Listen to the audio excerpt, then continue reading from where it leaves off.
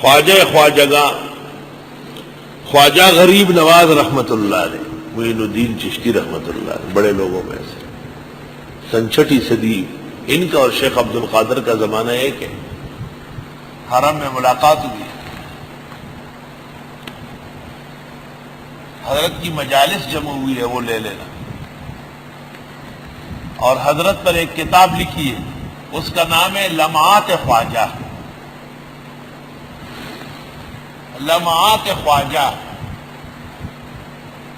خواجہ تیرے حریمی مقدس پہ جان نثار، یہ شعر لکھا ہے اس نے لمعات میں، خواجہ تیرے حریمی مقدس پہ جان نثار، ہر ذرہ جس کا جلوہ گائے حسن یار ہے، سبحان اللہ۔ لکھا ہے کہ خواجہ صاحب کی خدمت میں ایک شخص آیا، اس نے کہا قطب الدین ایبک دہلی کا بادشاہ آپ کا خلیفہ ہے، مرید ہے، اس کے نام ایک خط تو دے دو، میں تو دہلی میں لٹ گیا، ساری جائیداد و مکانات لوگوں نے چھین لی۔ خواجہ صاحب نے اس شخص کو کہا کہ جب جانے کا دن آ جائے تو میرے پاس آنا، تیار ہو کر کے آنا۔ چونکہ راجواڑوں سے دہلی بہت دور ہے، راجواڑے تو ادھر سندھ میں ہے، ادے پور راجواڑہ، یہ یہاں خواجہ صاحب کی جگہ ہے۔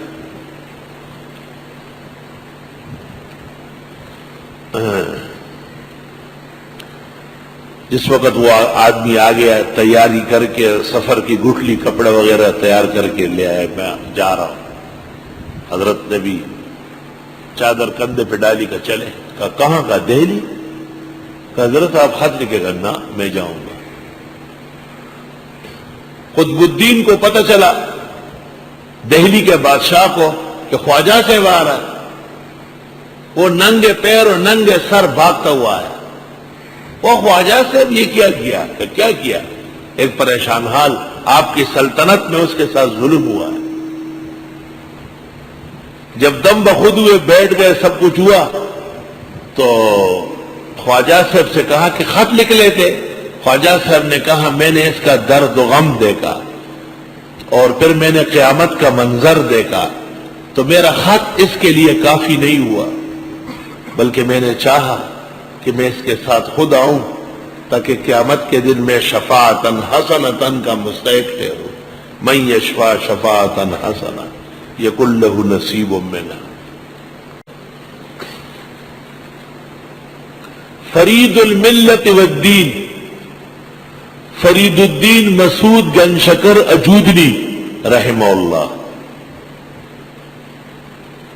ان کی خدمت میں ایک آدمی آیا کہ حضرت والا سلطان شمس الدین کو میری سفارش کر لے، سلطان شمس الدین التمش کو میری سفارش کرے۔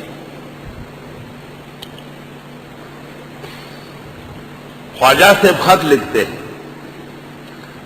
ایھا السلطان، السلام علیکم، وفقک اللہ لما یحب ویرضی، اما بعد انی عرضت ھذا اولا علی اللہ ثم علیک، ان فعلت فعلہ فانت مشکور والا فانت معذور،